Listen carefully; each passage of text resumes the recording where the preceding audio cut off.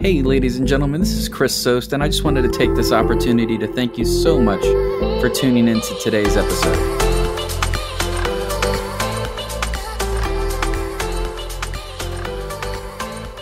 Hey everybody, thanks for tuning in to a new episode of the Gig Economy Lounge.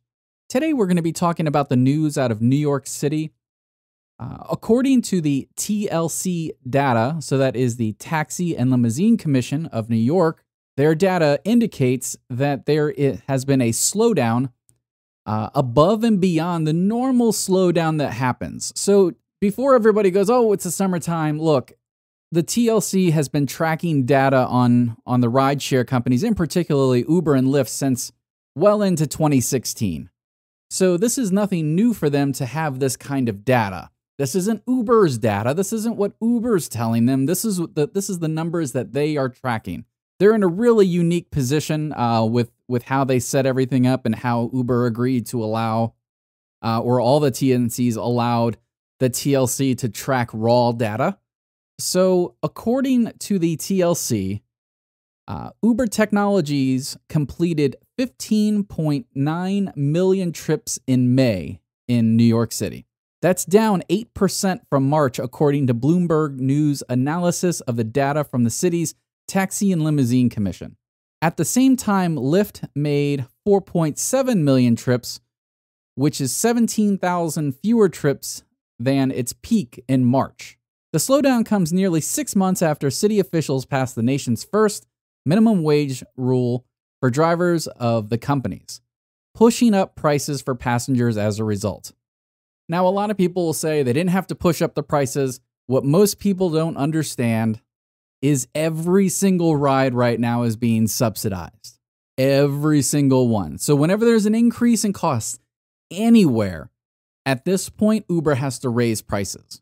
And there are a bunch of different viewpoints on this, but I look at things from a macro standpoint. So I like to look at the people who are price sensitive, which this is apparently the downturn is in pool rides and express pool rides. And all drivers out there are probably like, yes. But that means that there's a lot of people who didn't otherwise have options can no longer utilize or afford, TNC transportation or rideshare transportation. Now, I am all for drivers not accepting pool rides or express rides, but I am not for putting the price to a point to where the people that need this the most no longer have access because of a push up in pricing. That includes, there's all kinds of congestion tax charges, which I get that, right? So, if you're being picked up below 96th Avenue or 96th Street or whatever it is, lower Manhattan, you're getting smacked in the face with $2.75 on every single trip. I get it. But there's a lot of aspects that are driving up the cost on riders, and it's hurting the lower income people the most. The people at the top, the people that are ordering Uber Black, Select, Lux, SUV, even Comfort, they're going to feel it a little bit, but it's not that big of a deal. The people that are feeling it the most are, Uber X riders, the people that were on the border of X and pool. It's really pushing up pricing for what they call the most price cautious passengers.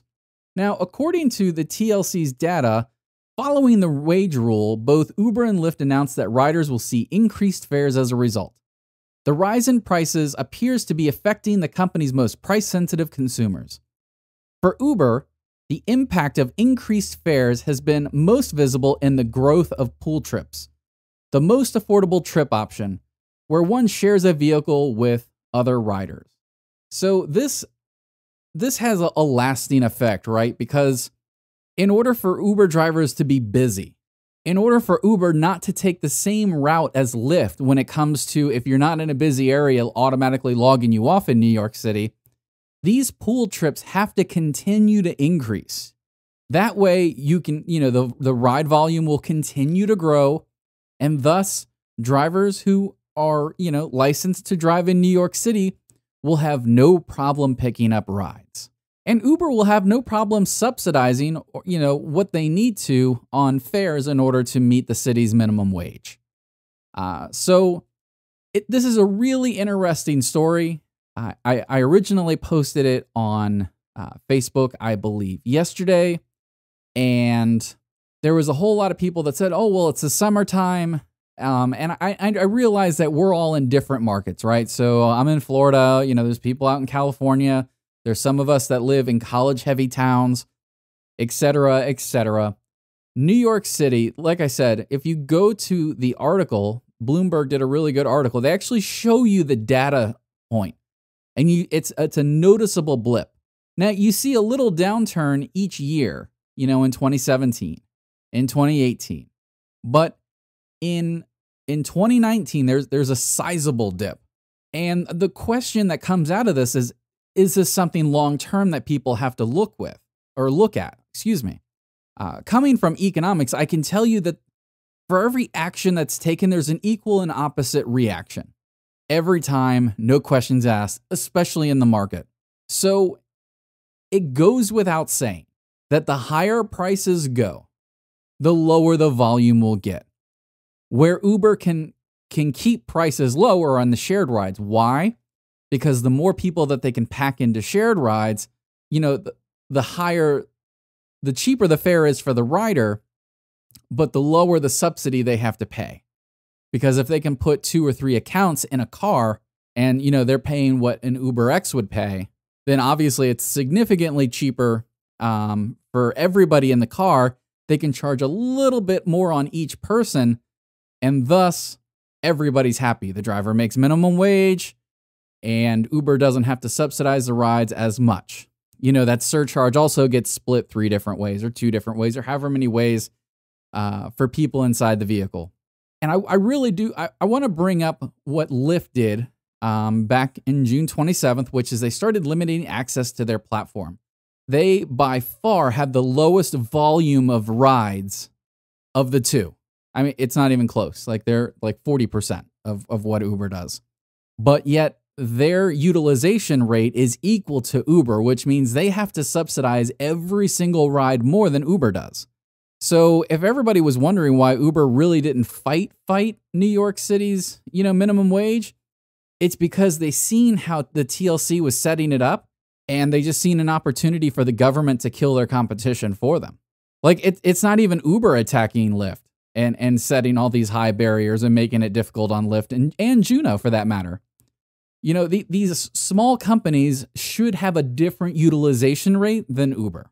That would be quote unquote fair, because there's no way that Lyft or Juno has the same utilization rate as Uber, which means, as the utilization rate shrinks, the subsidy per ride increases for these companies. And we're talking about Lyft and Juno. These companies don't have tons of cash. They're nowhere near Uber. There's a reason why Juno never left New York yet.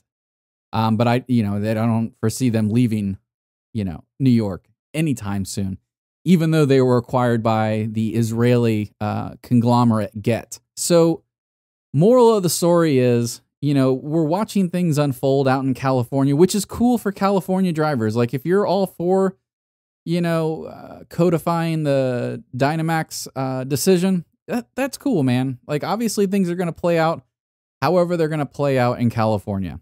But don't think that there won't be an adverse reaction. And my problem with doing all these things, right, is we push for all these laws or regulations, and then heaven forbid it actually kills an industry. It doesn't hurt the drivers. I mean, if Uber folds, the driver just keeps on moving and like goes and gets another job. But there was people like outside of Travis and Garrett who put blood, sweat, and tears into building Uber. And you know what? It's going to hurt those people. And I'm not worried about Travis. He's obviously ultra successful and has other companies going now, and so is Garrett. But there are a lot of other people within Uber that didn't necessarily have a whole heck of a lot of decision-making power that put everything that they had into the company. So thank you guys so much for tuning into this episode. If you want to, go ahead and drop your comments below. I will try to link the article in the description of this podcast, whether that is on one of the 9 podcast platforms or on our YouTube channel. So thank you again and have a wonderful day.